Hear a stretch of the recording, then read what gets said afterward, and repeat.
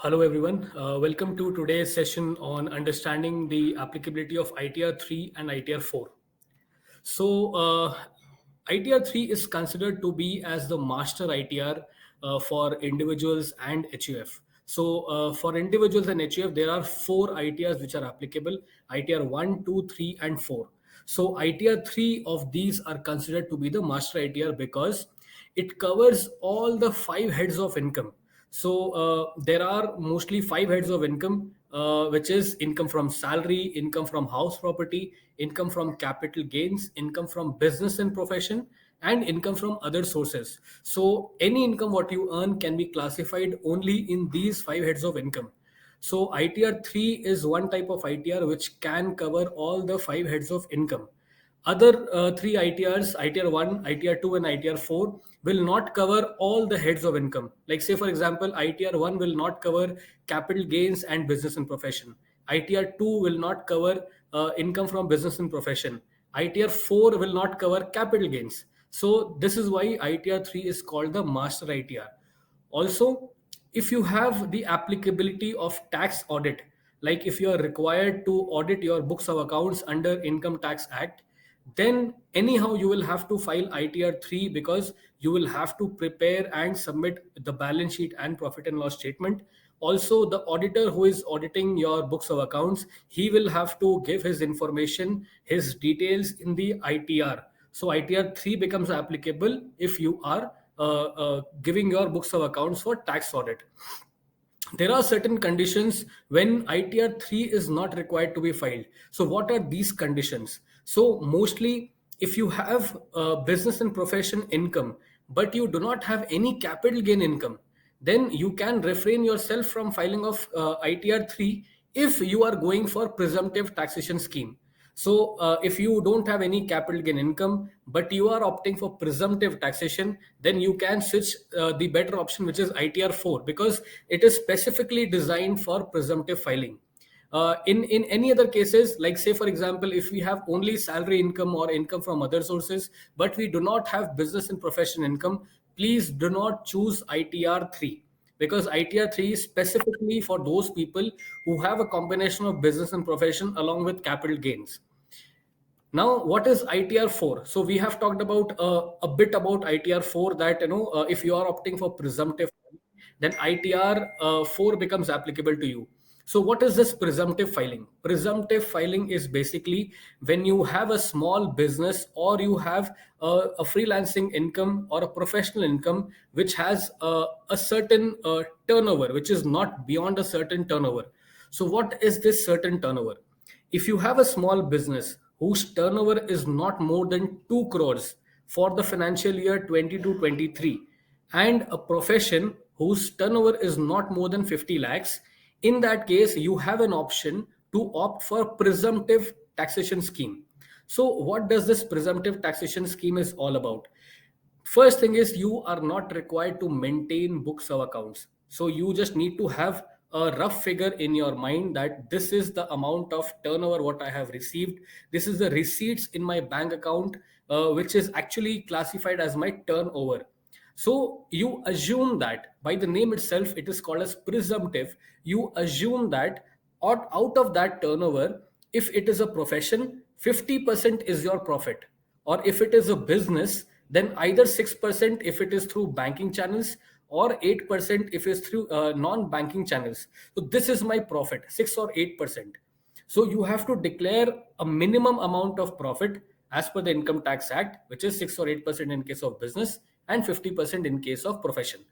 You can declare any higher amount as well, but this is the minimum profit percentage you have to declare, and you can pay the taxes on this profit. So you need not to maintain any books of accounts, you need not to maintain any documents. It is just presuming that this must be your turnover, and this is the minimum amount of profit you are earning.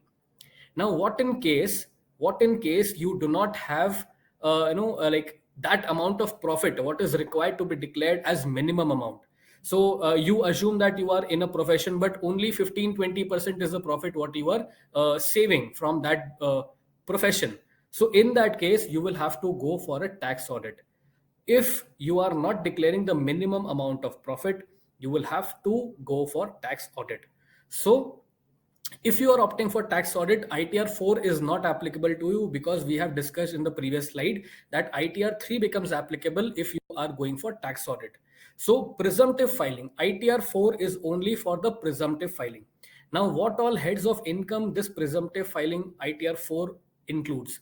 It will include salary income, it will include single house property income. Like if you have only one house, either it is let out or self occupied, you can file ITR 4 and you can declare that.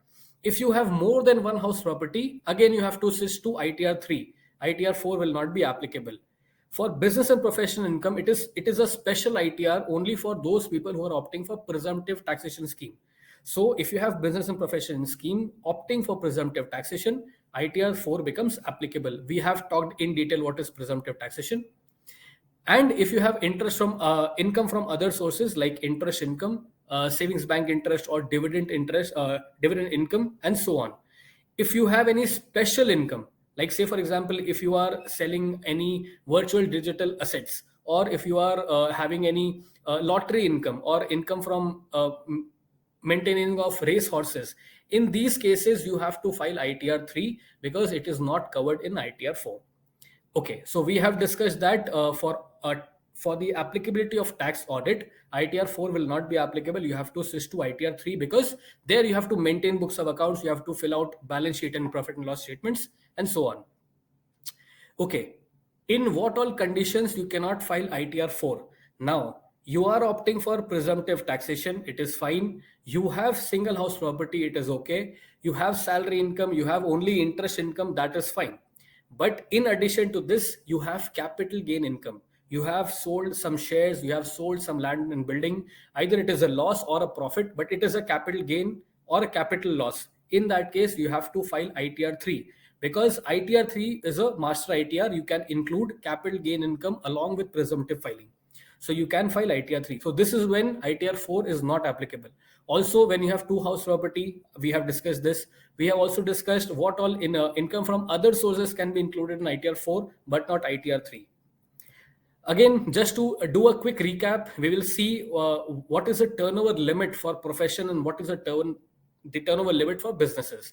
So until financial year 22-23, if your turnover is up to rupees 50 lakhs, in that case, you could go for 44 ADA, which is for profession. The section specified for profession is 44 ADA.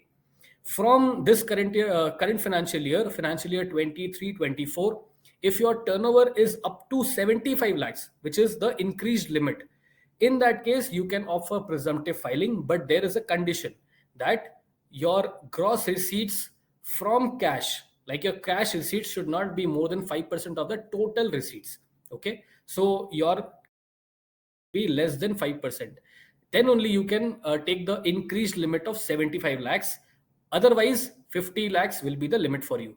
Like say for example, if you have 40 lakh of turnover for profession, and you have out of those 40 lakhs you have 10 lakh of cash receipts, in that case you have to stick to 50 lakhs limit only.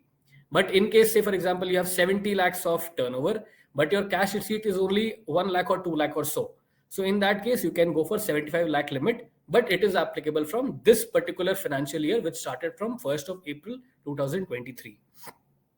The minimum amount of profit which has to be declared is 50% of the turnover, which means if you have a turnover of 40 lakhs, at least 20 lakhs has to be declared as profit and taxes has to be paid on the profit amount. Going for business, so for business up to financial year 22-23, for which we are going to file this by this July. So the turnover is up to rupees 2 crores. If your turnover is up to rupees 2 crore, you can opt for section 44 AD. So for presumptive taxation for business, the section is 44 AD.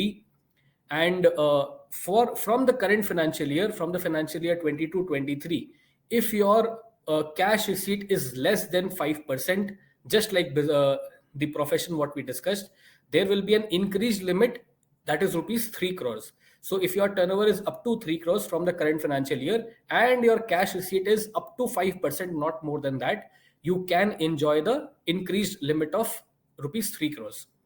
The condition remains same for the profit.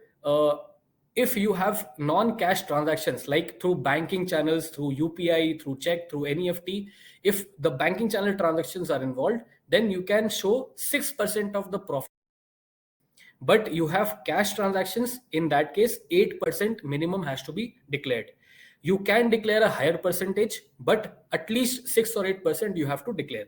Now we have also discussed that if our profit is assumed to be less than 6% or 8%, in that case audit has to be done. You have to maintain books of accounts, and this is how it should be going.